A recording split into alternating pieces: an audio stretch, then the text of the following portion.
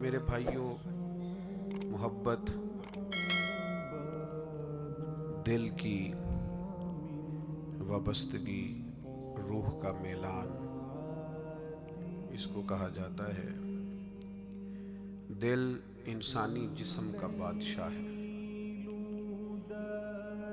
جو چیزیں دل میں پنپتی ہیں، جو خواہشات دل کے اندر قرار پکڑتی ہیں، سارا وجود وہی کرتا ہے۔ انسان کا پورا نظام اسی دل کی فرما برداری کرتا ہے، لیکن ہوتا یہ ہے کہ نہ چاہتے ہوئے بھی، سمجھ بوجھ رکھتے ہوئے بھی، چیزوں کے مضر اثرات سے آگاہی رکھتے ہوئے بھی بعض اوقات دل ایسی چیزوں کی طرف میلان کرتا ہے جو بڑی نقصان دہ ہوتی ہے۔ انسان کے وجود کا بھی، اس کی روح کا بھی، اس کے باطن کا بھی، وہ چیزیں بہت زیادہ نقصان کرتی ہیں، لیکن انسان ان سے بعض اوقات نجات نہیں حاصل کر پاتا۔ مثلا سب کو پتہ ہوتا ہے کہ ہرس، لالچ، ہوس ایک وہ اچھی چیز نہیں۔ اللہ تعالیٰ اگر ضروریات کا رزق عطا کر دے اور ضروریات پوری ہونے لگ جائیں تو بہت اچھا ہے، لیکن نہ چاہتے ہوئے بھی بعض لوگ مال کی ہرس میں، ہوس میں، لالچ میں مبتلا ہو جاتے ہیں۔ یہ محبت دن بدن بڑھتی چلی جاتی ہے۔ وہ خود اپنے آپ سے کئی دفعہ سوال کرتے ہیں کہ یا دل تو نے تو ایک دفعہ یہ کہا تھا کہ بس میری ضروریات پوری ہونے لگ جائیں، 2 وقت کی روٹی چلنے لگ جائے، بچوں کے اخراجات نکلنے لگ جائیں، سر چھپانے کو ایک مکان مل جائے تو کافی ہے، اب تو کدھر نکل گیا؟ بہت سارا اس سے بڑھ کر اللہ نے فضل کر دیا، خواہش سے بڑھ کر عطا کر دیا، لیکن کہیں ٹھہراؤ نہیں ہو پا رہا، دل روک نہیں رہا۔ روز مال کی محبت، مال کا لالچ بڑھتا چلا جاتا ہے۔ یہ اس قدر زیادہ نقصان کرتا ہے کہ نبی کریم صلی اللہ تعالی علیہ وسلم نے ارشاد فرمایا کہ دنیا کی محبت ہر گناہ کی جڑ ہے۔ یعنی لوگ سمجھتے ہیں کہ معمولی بات ہے کہ میرے دل میں مال کی محبت بیٹھ گئی ہے، لیکن یہ بڑا گہرا مرض ہے۔ بعض لوگ کہتے ہیں نا کہ یہ مرض آ جائے تو اس کی وجہ سے 70 مرض اور بھی لگ جاتے ہیں۔ تو یہ دنیا کی محبت وہ مرض ہے، مال کی محبت وہ بیماری ہے کہ جس کی وجہ سے سینکڑوں امراض پیدا ہوتے ہیں، حلال حرام کی تمیز اٹھ جاتی ہے، رشتوں کا تقدس پامال ہو جاتا ہے، بہن بھائیوں کے رشتوں میں دراڑ آ جاتی ہے۔ لوگ اس مال کی محبت میں مبتلا ہو کر خونی رشتوں تک کو بھول جاتے۔ تو اگر محبت کو صحیح رستہ نہ ملا، یہ محبت الہی اور محبت رسول صلی اللہ تعالی علیہ وسلم کے خوبصورت عنوانات کی عادی نہ ہوئی، تو پھر یاد رکھیے گا کہ مال کی محبت تو پورے طور پر اجاڑ دے گی، اندر کو تباہ کر دے گی۔ ایک دوسری محبت بڑا نقصان کرتی ہے، وہ ہے شہرت کی محبت۔ میں چاہا جاؤں، میری شہرت ہو جائے، لوگ مجھے جانیں، کوئی ایسا طریقہ اپناؤں جس کی وجہ سے دنیا کے اندر فیمس ہو جاؤں، لوگ میرا نام لینے لگیں۔ آپ یقین کریں، سوشل میڈیا کے اوپر بڑے بڑے وزادار، بڑے بڑے باریش لوگ، بڑے بڑے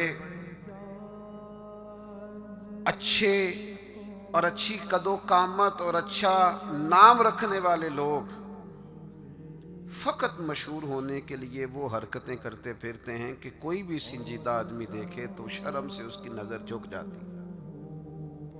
یہ شہرت، اس کا لالچ، یہ شہرت کی طلب اور شہرت حاصل کرنے کے لیے ایسے خطرناک طریقوں کا حصول، شہرت حاصل کرنے کے لیے ایسے کمزور اور ایسے اخلاق سے گرے ہوئے رویے کا انداز، تباہ کر دیا اس نے دنیا کو، اجاڑ کے رکھ دیا ہے لوگوں کو۔ آپ یقین کریں، اچھے بھلے سمجھدار لوگ تھے، अच्छे भले मामला फहम लोग थे, उलझ गए हैं।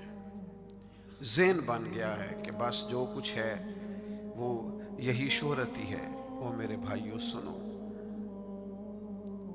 हज़रत मौला अली शेर खुदा फरमाते, मुसन्नफ़ इब्न अबी शैबा में मौजूद है, हज़रत मौला कायनात फरमाते हैं, उसे मुबारक हो जिसे थोड़े लोग जानते हैं।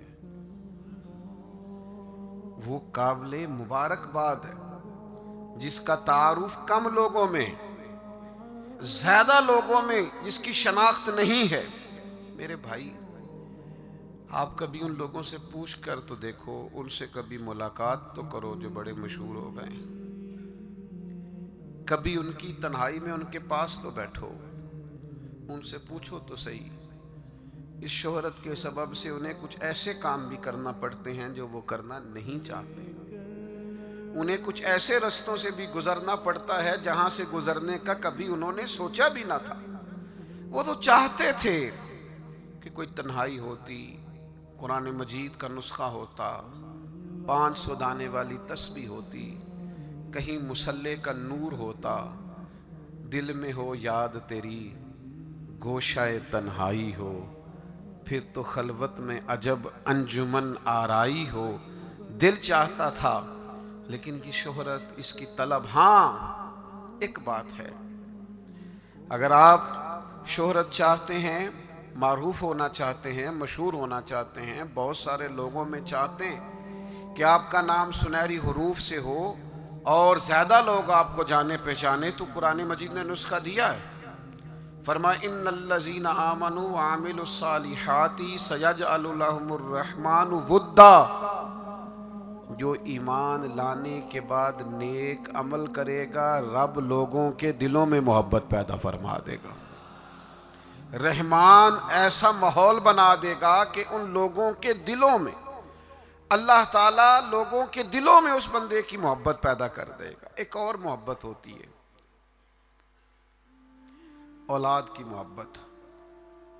बड़ी अच्छी मोहब्बत है, होनी चाहिए, लेकिन अगर यही औलाद शरीयत के रास्ते में आने लगे, अगर यही औलाद इस तरह का रवैया इख्तियार होने लगे कि आपको उसकी खातर हलाल हराम की तमीज़ भूलना पड़े, या औलाद कहीं रुकावट बने शरीयत की राह में, तो फिर कुरान मजीद ने कहा इन्नमा अम्वालुकुम व औलादुकुम फितना, फिर ये तुम्हारे लिए आजमाइश है। फिर तुम्हें थोड़ा गौर करना पड़ेगा, तुम्हें फिर देखना पड़ेगा, फिर तुम्हें तवज्जो करनी पड़ेगी कि कहीं अल्लाह रसूल के रास्ते में तो नहीं आ रही। हज़रत अबू बकर सिद्दीक रज़ी अल्लाह तआला अन्हु के बेटे ने एक दफ़ा कहा था कि अब्बा जी, मुसलमान होने से पहले जब बदर के दिन मैं कुफार की तरफ से लड़ते हुए आ रहा था तो आप मेरी तलवार की ज़द में आ गए थे। मैं आपको कत्ल कर सकता था, पर मैंने बाप समझ करके छोड़ दिया। तो सैयदना अबू बकर सिद्दीक फरमाने लगे, बेटा तो अभी कलमा नहीं पढ़ता था, तूने मुझे बाप समझ के छोड़ दिया। अगर तू बदर वाले दिन मेरी तलवार के नीचे आता तो मैं तुझे कभी बेटा समझ के माफ ना करता, दीन का मुखालिफ समझ के कत्ल कर देता। इसलिए कि जो औलाद शरीयत के रास्ते में आएगी, दीन के रास्ते में आएगी, पैगाम हक के रास्ते में आएगी, उसे औलाद समझकर दरगुजर थोड़ा किया जाएगा। मेरे अजीजों, वतन की मोहब्बत भी कभी गालिब आती है, इलाके की मोहब्बत भी कभी गालिब आती है। इंसान जहाँ पैदा होता है, जहाँ जवान होता है, जहाँ वक्त गुजारता है, जहाँ उसके अहबाब होते हैं, जहाँ उसकी दोस्तियाँ होती हैं, जहाँ उसके ताल्लुकात होते हैं, वो मोहब्बत भी कभी गालिब आती है। लेकिन याद रखना, सारा कुछ ही मक्का मुकरमा में मौजूद था, वहीं पैदा हुए थे सहाबा, वहीं दोस्तियाँ थीं, ताल्लुक़ थे, रिश्तेदारियाँ थीं। लेकिन जब पता चला ना कि महबूब को मदीना पसंद है, तो फिर किसी ने भी वतन से प्यार नहीं किया, मोहम्मद अरबी के शहर से मोहब्बत फरमाई है। आप इन सारी मोहब्बतों को गिनते जाएं, वो दौलत की हो, वो शोहरत की हो, वो इख्तदार की हो, वो औलाद की हो, वो मोहब्बत آپ کے لیے وطن کی محبت ہو، یہ ساری محبتیں قربان کی جائیں گی، لیکن اگر کسی محبت کو حاصل کیا جائے گا تو وہ اللہ رسول کی محبت ہے۔ میں آپ کی خدمت میں عرض کروں وہ محبت کس طرح حاصل کرنی ہے؟ دل و جان سے نہ رب رسول کا ہر فیصلہ قبول کرنا ہے۔ یہ ذرا غور کیجئے گا، یہ تھوڑا سمجھنے والا عنوان ہے۔ آپ اپنی قلب سے، روح سے، دل سے پوچھیں کہ مجھے پیار ہے نبی پاک سے۔ داتا صاحب نے ایک مقام پہ لکھا ہے جس سے محبت ہو اس پر غصہ نہیں آتا، جس سے محبت ہو اس کی طرف سفر کریں تو راستہ مشکل نہیں لگتا۔ جس سے محبت ہو وہ کوئی حکم دے تو وہ حکم پورا کرنے میں انسان کوئی رکاوٹ محسوس نہیں کرتا۔ یہ جو محبت ہوتی ہے نا، محبت یہ راستے آسان کر دیتی ہے، حکم ماننا آسان کر دیتی ہے۔ محبوب کچھ بھی کہہ دے، کسی وقت بھی کہہ دے، کسی رنگ میں بھی کہہ دے، کسی حال میں بھی کہہ دے۔ تو محبت ایک ایسی چیز ہے جو انسان کو اتنا خوبصورت بنا دیتی ہے کہ کمال ہو جاتا ہے۔ جب ایک انصاری نے نا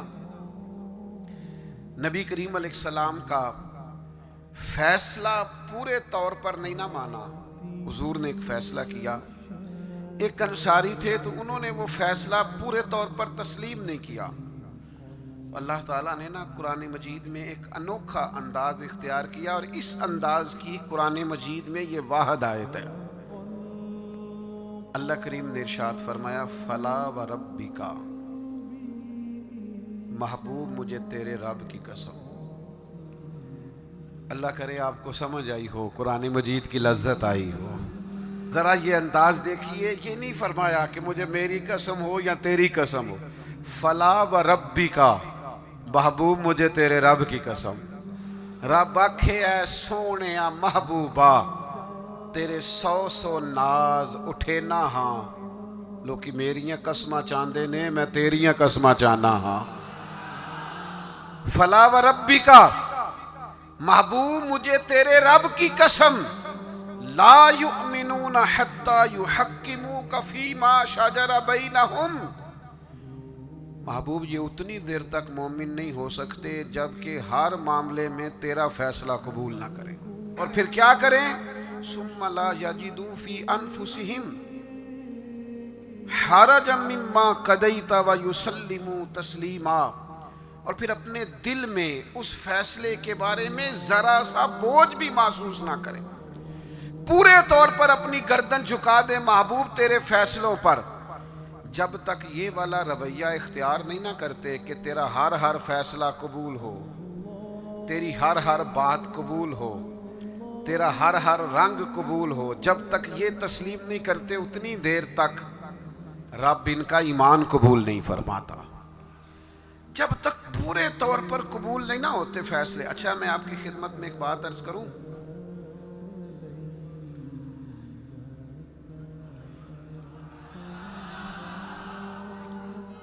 مسلمان دل و جان سے چاہتے ہیں کہ ہم نبی پاک کی غلامی کریں،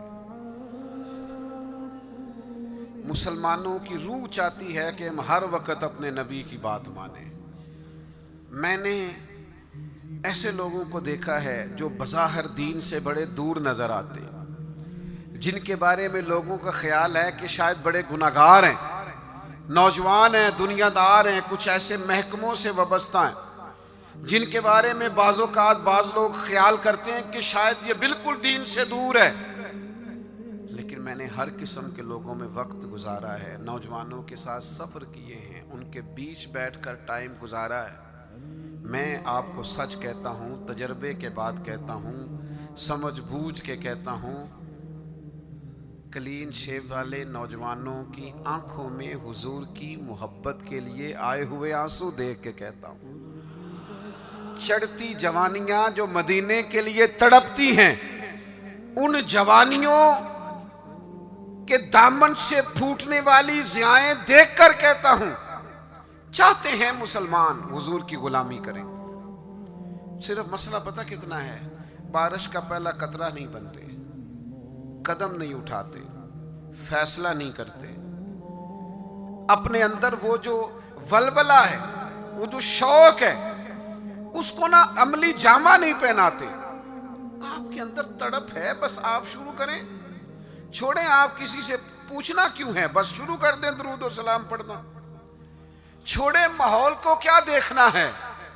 اگر آپ کو پتہ چل گیا ہے کہ محبوب کو داڑھی والا چہرہ پسند ہے تو پھر کسی کو پسند ہو نہ ہو، رنگے چمن پسند نہ پھولوں کی بو پسند، ہم کو ہے وہ پسند جسے آئے تو پسند.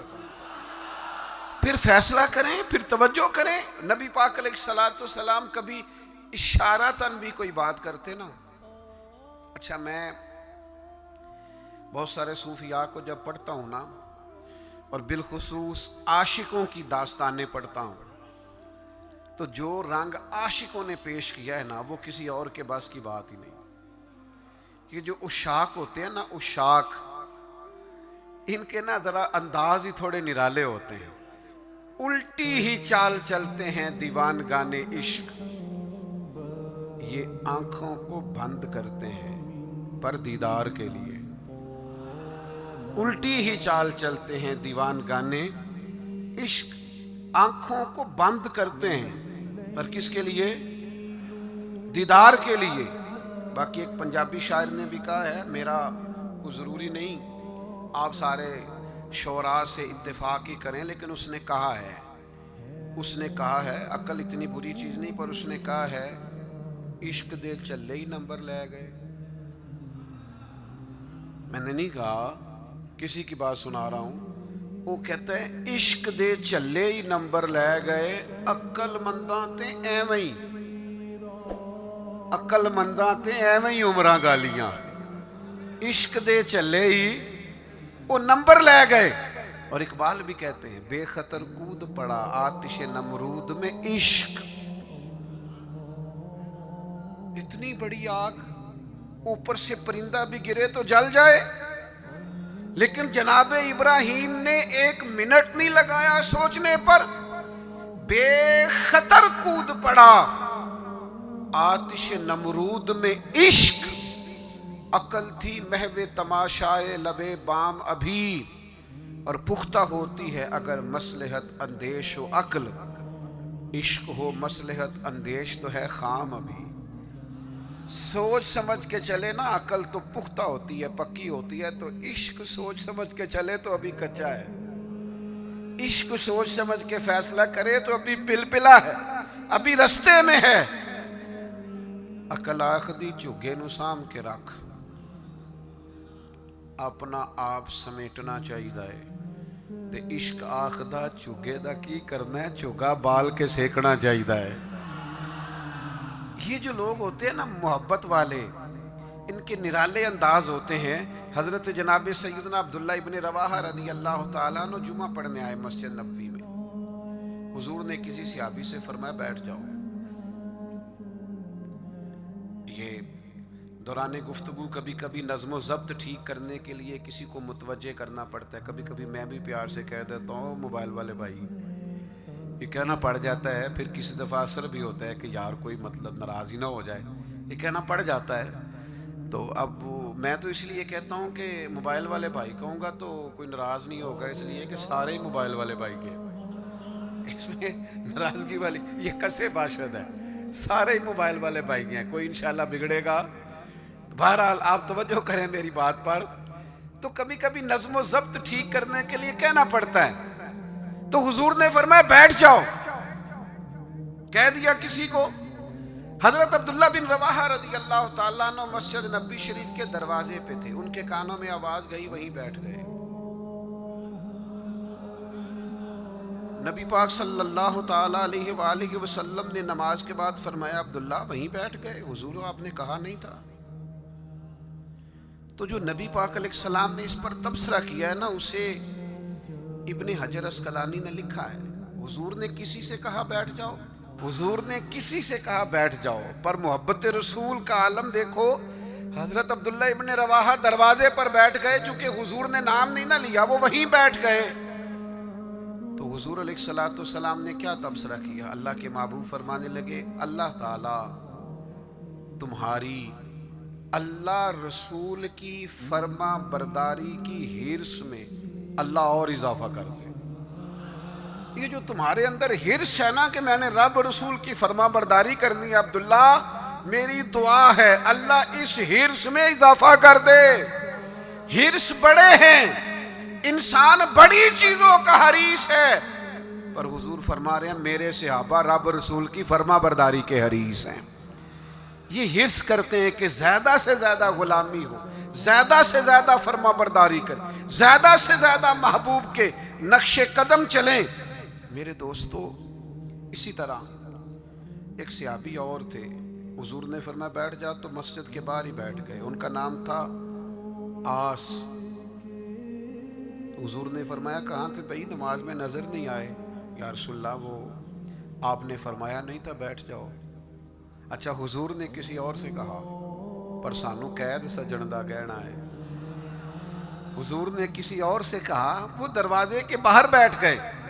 تو نبی کریم صلی اللہ تعالیٰ علیہ وسلم نے فرمایا آس کہاں تھے؟ حضور میں دروازے کے باہر بیٹھ گیا۔ تو حضور مسکرائے، فرمایا تم آس نہیں ہو، تم تو مطیع ہو، تم تو فرما بردار ہو۔ آج سے تمہارا نام مطیع ہے، فرما برداری کرنے والا ہے۔ تم ایسے فرما بردار ہو کہ میں کسی اور کو اشارہ کروں۔ تم اتنے محبت کرنے والے ہو، تم سمجھتے ہو میرے محبوب کی بات ہے نا، تو مجھے بھی آگے بڑھ کے قبول کرنی چاہیے۔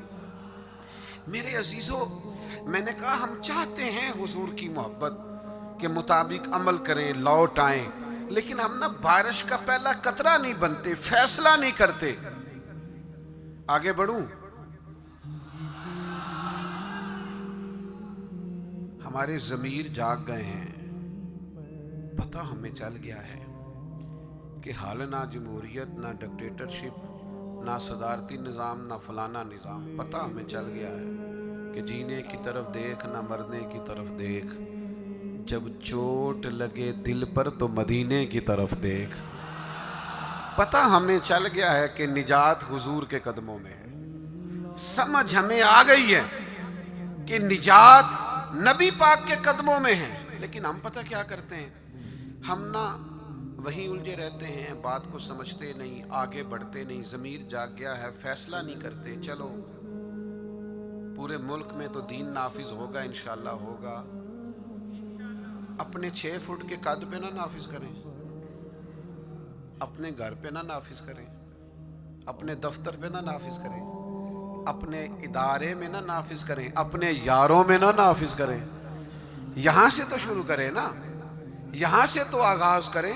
آپ یقین کریں، 5 دوست اگر آپ کہیں اکٹھے ہیں نا، 5 دوست، تو ایک دوست شروع کر دے جب بھی ملاقات ہو نبی کریم کی کوئی حدیث بیان کرے۔ ایک دوست کہنا شروع کر دے یار آؤ نا نماز پڑھنے چلے۔ ایک، دیکھو میں نے 5 میں سے ایک کہا ہے، ایک کہنا شروع کر دے یار بس آپ جھوٹ نہیں بولنا یار، بس بڑا ہو گیا۔ ایک صرف ان میں سے پیغام دے کہ نہیں یار دھوکہ دہی نہیں کرنی۔ ایک ان میں سے کہے کہ یار تھوڑا سا نا وقت اب ماں باپ کے لیے بھی نکالنا ہے، اب گھر والوں کے لیے بھی تھوڑا وقت دینا۔ ایک، میں ذمہ داری سے کہتا ہوں، وہ باقی 4 سامنے شاید مذاق اڑائیں، سامنے شاید کہیں بیٹھ جا تو اتنا نیک پتہ ہے ہمیں تیرا، لیکن میں سچ کہتا ہوں وہ سامنے آپ پر تنقید کریں گے، لیکن دل ان کا گواہی دے گا یار کہہ تو ٹھیک ہی رہا ہے۔ یہ دین کے اندر، یہ نبی پاک کی محبت کے پیغام کے اندر اللہ نے نا جاذبیت بڑی رکھی ہے، اس میں کشش بڑی رکھی ہے، اسلام کے اندر لچک بڑی رکھی ہے۔ اسلام کی فطرت میں قدرت نے لچک دی ہے، اتنا ہی یہ ابھرے گا جتنا کہ دبا دو گے۔ اس کے اندر سے ہمیشہ ضیاء پھوٹتی ہے، روشنی نکلتی ہے۔ آپ حضور کا پیغام دے دیں، مزاج بنائیں، کہہ دیں، آپ یقین کریں بڑا لطف آئے گا، بڑا مزہ آئے گا، اس کے اندر بڑا کرم ہوتا ہوا آپ کو دکھائی دے گا۔ آپ محسوس کریں گے کہ میرے کہہ دینے سے انقلاب آ گیا، بہتری آ گئی۔ آپ اس پیغام، اور یہ سب کے لیے بنائیں آپ، یہ کسی کے حق میں بھی کوئی بھی سامنے ہو، آپ کا نعرہ ہمیشہ محبت رسول کا ہونا چاہیے. وہ دوستوں کی محفل ہو، گھر میں ہو، دفتر میں ہو. بات ایک صحابی تھے حضرت برا بن مالک، نوجوان تھے. اچھا، جس طرح سیر کرنے کا مزہ جوانی میں ہے نا، کپڑے پہننے کا لطف جوانی میں ہے، سفر کرنے کا ذائقہ جوانی میں ہے. چلو مجھے کہہ لینے دو، کھانے پینے کا لطف بھی جوانی میں ہے. جس طرح دوستوں کے ساتھ آنے جانے، بیٹھنے، گپ شپ کرنے کا لطف جوانی میں ہے. او میرے بھائیوں، حضور سے عشق کرنے کا مزہ بھی جوانی میں ہے. یہ کبھی جوانی میں لگ جائے نا، عشق لگا سی کھیڈاں کھیڑ دینوں. کوئی نہیں سمجھ آئی آپ کو؟ اگر آئی ہوتی نا تو یقین کرو آپ کو سمجھ آ جاتی. اگر یہ سمجھ آئی ہوتی تو آپ کو سمجھ آ جاتی. عشق لگا سی کھیڈاں کھیڑ دینوں، تے مینوں کھیڈاں بھل بھل گئیاں. میں تے کجل پایا سی یار دے ویکھنے نوں، پھر میں او دی یاد وچ روندیاں ڈل گئیاں. حیدر شاہ اس گلی کدے نہ رول دی، پر ہن تے رول دی رول گئیاں. مجھے کچھ دوست کہتے ہیں کئی دفعہ، آپ تھکتے نہیں؟ کبھی آپ بلوچستان میں ہوتے ہیں، کبھی آپ سندھ میں ہوتے ہیں، اگلے دن پتہ چلتا ہے کہ آپ لاہور کی کسی تقریب میں شریک تھے. پھر کچھ دنوں کے بعد ہمیں خبر آتی ہے کہ یہ تو بہاولپور پہنچ گئے. تو آپ تھکتے نہیں؟ تو میں کہتا ہوں کہ کبھی عرش پر، کبھی فرش پر، کبھی در بدر، کبھی ان کے در. غم عاشقی تیرا شکریہ میں کہاں کہاں سے گزر گیا، اور عدم سے لائی ہے ہستی میں آرزو رسول. کہاں کہاں لیے پھرتی ہے جستجو رسول. پر ایک شوق ہے ان سارے سفروں کا، ان ساری صحبتوں کا. میں اب آ کے یہ کیفیت ہوئی ہے کہ کبھی کمر درد کرتی ہے، کبھی پٹھوں میں تکلیف ہوتی ہے، کسی وقت آنکھوں میں تکلیف ہو جاتی ہے. تو یہ سارے سفر، یہ ساری جد و جہد، کسی وقت عرض کرتا ہوں محبوب کی بارگاہ میں کہ عدم سے لائی ہے ہستی میں آرزو رسول. ہمیں کہاں کہاں لیے پھرتی ہے جستجو رسول. بس اتنی آرزو ہے کہ عجب نظارہ ہو میدان حشر میں بے دم، کہ سب ہوں پیش خدا اور میں روبرو رسول. اتنا سا دل کرتا ہے کہ عجب نظارہ ہو میدان حشر میں بے دم، سب ہوں.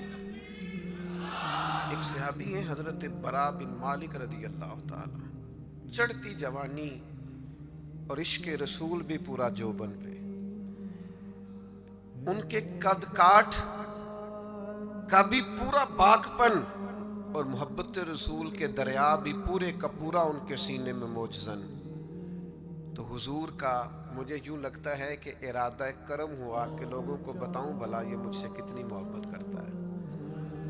نبی کریم علیہ السلام نے فرمایا میں کوئی حکم دوں تو پورا کرو گے؟ بڑے خوش قسمت تھے جو حضور کے سامنے نبی پاک سے حکم لیتے تھے. فرمایا برا میں کوئی حکم دوں تو پورا کرو گے؟ عرض کی حضور حکم کریں تو صحیح. تو محبوب نے مسکرا کے فرمایا جاؤ اپنے باپ کی گردن کاٹ کے لاؤ. تلوار تھامی اور دوڑ پڑے، بھاگے. کریم محبوب فرمانے لگے جاؤ اسے پکڑ لو ورنہ یہ سچ مچ باپ کی گردن لے آئے گا. ان کو صحابہ پکڑ کے لائے تو محبوب فرمانے لگے وہ تو ایک بات گویا آزمانے کو کی تھی، میں کوئی رشتے توڑنے تو نہیں آیا دنیا میں تو رشتے جوڑنے آیا. ان کی محبت رسول کا یہ لیول تھا کہ آپ حکم کریں تو میں باپ کی گردن لانے کو تیار ہوں. گویا میں ہر رشتے، ہر ناطے کی قربانی پیش کرنے کو تیار ہوں. یا رسول اللہ مجھے صرف آپ چاہیے. ان کی محبت کا یہ لیول تھا. اور اس لیول پر انہیں اجر کیا ملا؟ جب وہ بیمار ہوئے تو محبوب تیمارداری کے لیے گئے. میں نے سنا ہے وہ بن سنور کر میری عیادت کو آ رہے ہیں. میں سوچتا ہوں کہ کیا بنے گا، وہ آ رہے ہیں، میں جا رہا ہوں۔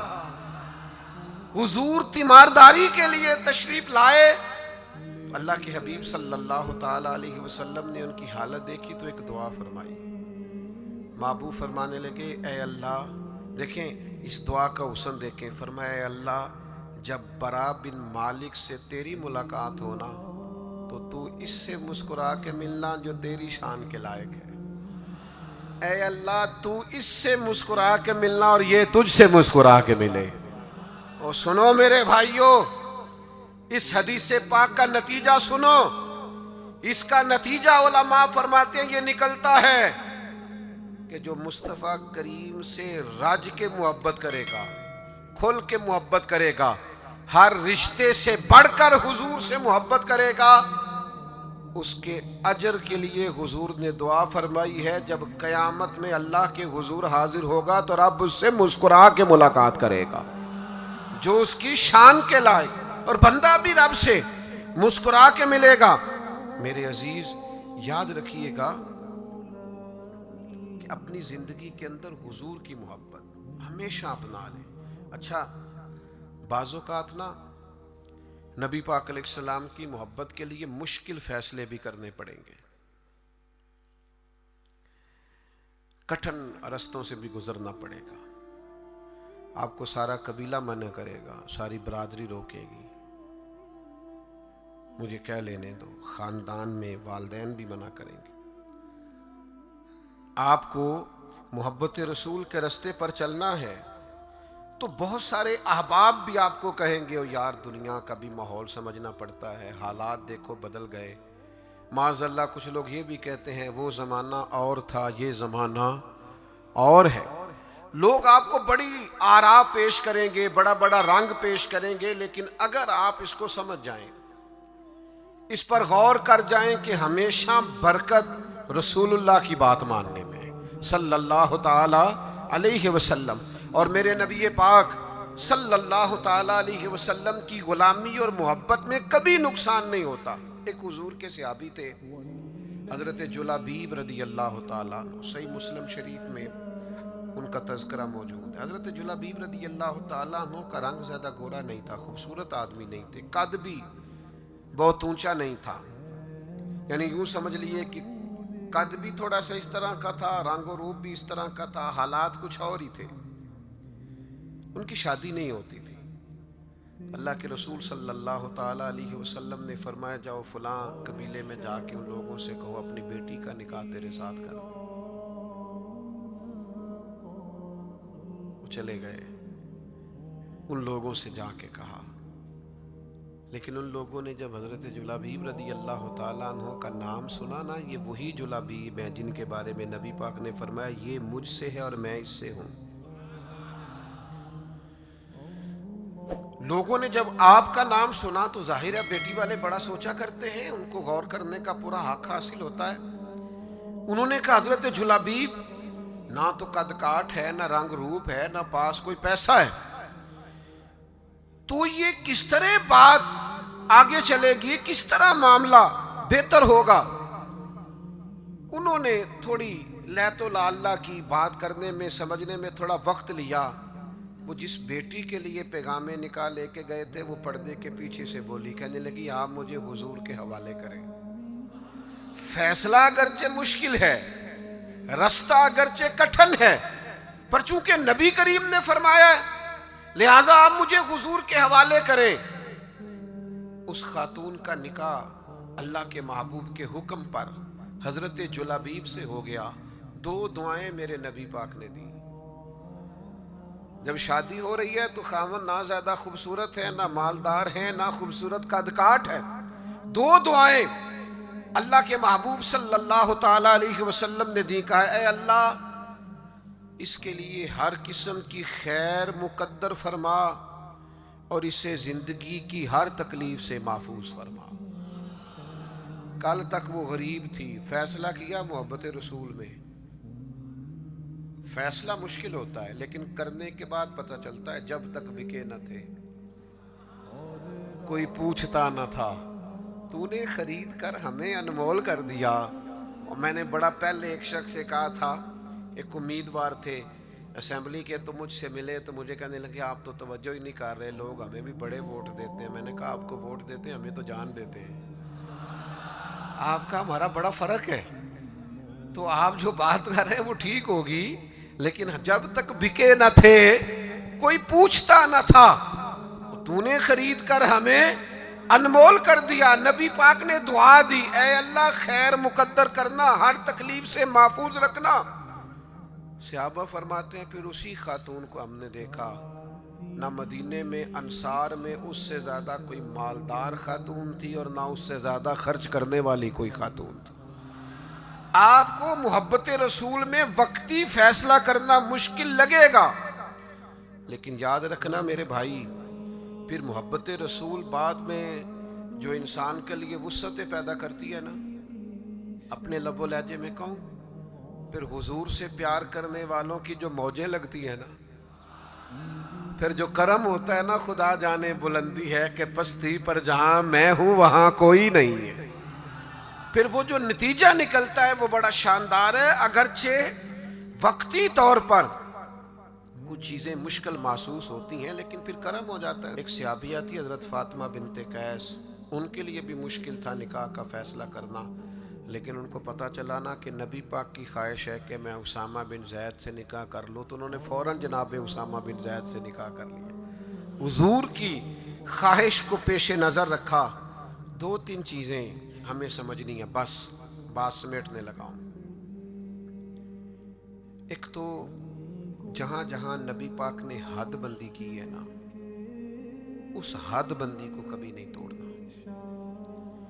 جو حدود، جو دائرے، جو قوانین نبی کریم نے بیان فرما دیے ہیں، ان سے کبھی تجاوز نہیں کرنا۔ دیکھو سونے کی انگوٹھی حضور نے مرد کو حرام قرار دی، سارا زمانہ بھی کہے تو یہ ہاتھ پر پہننی نہیں چاہیے۔ کچھ چیزیں ہیں جن میں حضور نے نا حد بندی کر دی۔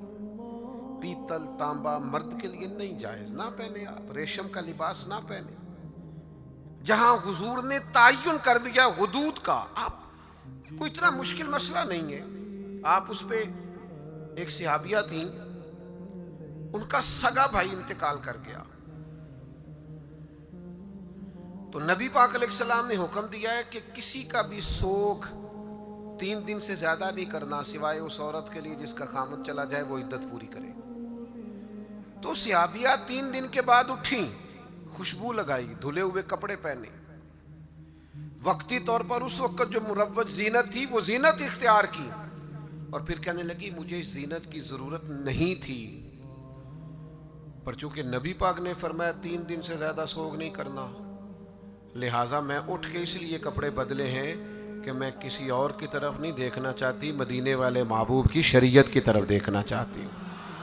جو حدود نبی پاک صلی اللہ علیہ وسلم نے ہمارے لیے مقرر فرمائی ہیں، ان سے کبھی بھی ہم نے تجاوز نہیں کرنا۔ دوسری بات یہ ہے کہ محبت رسول کا ہم سے تقاضا یہ ہے کہ جب رب رسول کو راضی کرنا ہو نا، پھر اپنی ذات نہیں دیکھنی، میرا قد بہت بڑا ہے تو فلاں سے معافی مانگوں، میں اتنا بڑا آدمی ہوں تو اب میں جھک جاؤں، مجھے اتنے لوگ جانتے ہیں تو اب میں جناب تھوڑا سا اپنی گردن کو جھکاؤں۔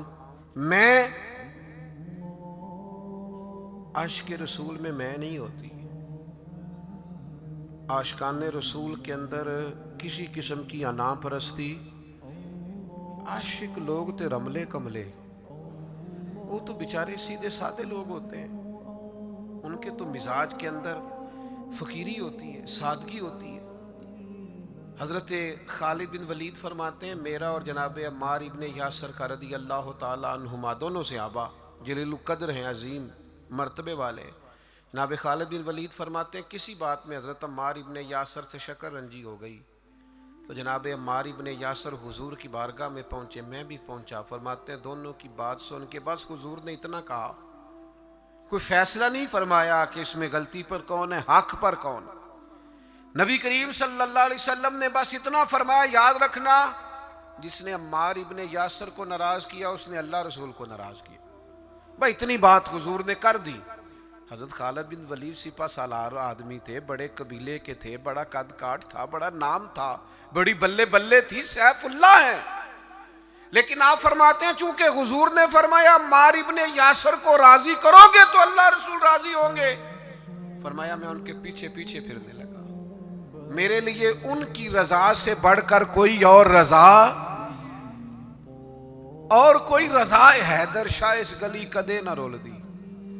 پر ہن تے رول دی رول گئیاں جب نبی پاک نے فرمایا ہے کہ یہ رضا. دیکھیں نا، حضور نے حضرت اسامہ بن زید کو لشکر کا امیر بنایا تھا، حضور کا وصال ظاہری ہوا تو حضرت ابوبکر صدیق کو لوگوں نے مشورہ دیا کہ آپ اس نوجوان کو، یہ بالکل جوان ہے ابھی، بڑے بڑے کبار صحابہ موجود ہیں، کسی اور کو بنا دیں. فرمایا اسے پیچھے کروں جسے مدینے والے محبوب نے آگے لگایا ہے، بلکہ ان کو گھوڑے پہ سوار کر کے خود اسی گھوڑے کی لگام پکڑ کے جناب صدیق اکبر امیر المومنین پیدل چل رہے ہیں. تو اسامہ بن زید نے کہا امیر المومنین آپ اوپر آئیے. فرمایا تو اوپر ہی رہ جسے حضور نے امیر مقرر فرما دیا ہے. تو میرے بھائی آپ پھر یہ نہ محسوس کرے کہ میں بڑا چودھری ہوں، میرا بڑا قد کاٹ ہے، پھر ہم نے اپنا قد نہیں دیکھنا، محبوب پاک کی نظر عنایت کو دیکھنا ہے، حضور کی رضا کو دیکھنا ہے. یاد رکھیے گا ایک تیسری بات، ایک حدود کو نہیں توڑنا، ایک حضور کی رضا حاصل کرنے کے لیے اپنی انا نہیں سامنے آنے دینی. ایک تیسری بات اور، طرز زندگی سادہ اختیار کرنا ہے اگر حضور سے پیار کرنا ہے تو. بڑی ضروری بات ہے، بڑی ضروری. آپ سادہ غذا کھائیں، سادہ نشست، سادہ لباس، سادہ انداز گفتگو، لوگوں سے بلا تکلف ملاقات، آپ کے لب و لہجے میں کسی قسم کی تصنع نہ ہو، بناوٹ نہ ہو، تکلف نہ ہو. آپ اگر حضور کے غلام ہیں، نبی پاک سے محبت کرتے ہیں، تو پھر آپ کوئی کسی قسم کا اپنے لیے پروٹوکول نہ چاہیں. صحابی آئے تھے نا، عرض کی یا رسول اللہ میں آپ سے بڑا پیار کرتا ہوں. کیسا خوش بخت ہے، حضور کے سامنے اظہار محبت کر رہا ہے، میں بڑا پیار کرتا ہوں. تو حضور نے فرمایا سوچ کر کہو کیا کہہ رہے ہو. حضور بڑا پیار کرتا ہوں. فرمایا سوچ لے. حضور بڑا پیار کرتا ہوں. تیسری دفعہ محبوب نے فرمایا سوچ لے. حضور مجھے بڑا عشق ہے آپ سے. اللہ کے رسول نے فرمایا پھر تیاری کر لے، فقر تیری طرف دوڑ کے آئے گا، پھر تیری طرف غریبی آئے گی. جو مجھ سے پیار کرتا ہے اس کی طرف فقر آتا ہے. تو یہ یاد رکھیں کہ اسے صرف اور صرف پھولوں کی سیج نہ سمجھنا، اور فقر کی کئی قسمیں ہوتی ہیں، صرف پیسوں کی کمی فقر نہیں ہوتی. آپ کا طرز زندگی سادہ ہونا چاہیے، انداز فقیرانہ ہونا چاہیے، اٹھنا بیٹھنا سادہ ہونا چاہیے، کیونکہ یہ سادگی میرے نبی کی پسند ہے. ایک روایت مجھے یاد آ رہی ہے، میرا دل کرتا ہے آپ کو سنا دوں. کبھی کبھی نا کچھ فرمائشیں بھی ہوتی ہیں، آپ کا نہیں مجھے پتا، میں اپنی اماں سے فرمائش کیا کرتا تھا کبھی کبھار کوئی چیز اپنی مرضی کی کھانے کے لیے. اماں جی کبھی ساگ بنا دیو نا، تو کبھی ان سے کہتے تھے اسپیشل والا گڑ کھانا ہے. یہ دیہاتی ماحول بڑا شاندار ہوتا ہے. آپ کو پتہ ہے نبی پاک کو مکے سے حضرت حلیمہ کے گاؤں میں کیوں بھیجا گیا تھا؟ اس لیے کہ مکے کے لوگ چھوٹے بچوں کو وہاں بھیجتے تھے، کہتے تھے فضا بھی خالص ہے، زبان بھی خالص. دیہاتوں کی زبانیں خالص ہوتی ہیں. کبھی کبھی نا فرمائشیں ہوتی ہیں ماؤں سے. حضرت سلمہ مومنوں کی ماں جناب ام سلمہ، ایک دن نا ان کے 3 بیٹے روحانی بیٹے ان کی خدمت میں آئے. کون کون؟ آپ نام سن کے بھی بڑے خوش ہوں گے. حضرت جعفر طیار ہے نا، حضرت علی کے بھائی، ان کے بیٹے عبداللہ بن جعفر آئے. اور پھر ان کی خدمت میں حضرت عبداللہ ابن عباس جو نبی پاک کے چچا جناب عباس ہیں، ان کے بیٹے عبداللہ آئے. اور ان دونوں کے ساتھ مولا علی کے لخت جگر امام حسن بھی آئے. یہ 3 شہزادے عبداللہ بن جعفر، عبداللہ ابن عباس اور امام حسن بن علی، یہ تینوں آئے اور آ کے حضرت ام سلمہ سے کہنے لگے ہمارا آج وہ کھانا کھانے کو دل کرتا ہے جو نبی پاک کو بڑا پسند ہے. अम्मा जी हमारी माओ से बंदा फरमाइश कर लेता है ना, तो हमारी फरमाइश है वो वाला खाना बनाएं जो हुजूर को पसंद है। तो हजरत उम्मे सलमा ने ठंडी आह भरी, फरमाया बेटा वो बड़ा ही सादा है, खा लोगे? अम्मा जी खा लेंगे। तो जनाब उम्मे सलमा ने ना थोड़े से जौ निकाले, फिर उनको पीसा, फिर थोड़ा सा जैतून डाल के पकाना शुरू किया, फिर थोड़ा सा उसमें मसाला डाला। फरमाते हैं वो सादे से जौ जैतून में सादे से पके। फरमाते हैं वो हमारे सामने रख के हजरत उम्मे सलमा जब उठी तो आंखों में आंसू आ गए। फरमाने लगी इस तरह के सादे खाने मदीने वाले महबूब खाया करते थे, इस तरह के सादे खाने महबूब तनावुल फरमाते थे। ये सादगी, ये शाइस्तगी, उस सादगी में जो हुस्न, मारिफत, कमाल, यानी इस तरह की सादगी हुजूर अपनाते थे कि जब इस सादा चेहरा नूर को हजरत जाबिर बिन समरा जैसे लोग देखते थे तो देख के कहते थे आज मैंने तज्जिया करना है कि चांद ज्यादा सोना है कि आमिना का चांद ज्यादा सोना है। लेकिन फरमाते हैं फिर मैं इस नतीजे पे पहुंचा कि चांद से तशबीह देना ये भी कोई इंसाफ है? चांद तो है दागदार और मदनी का चेहरा साफ है। आपकी खिदमत में ये अर्ज करना चाहता हूं कि सादा तर्ज जिंदगी अपनाएं। हम सादे रहेंगे ना तो बहुत सारे चूल्हे ज्यादा जल जाएंगे, हम सादे रहेंगे तो बहुत सारे दोस्त कतराएंगे नहीं, हमारे महंगे कपड़े देख के कोई पूछेगा नहीं किन्ने दा लिया आज।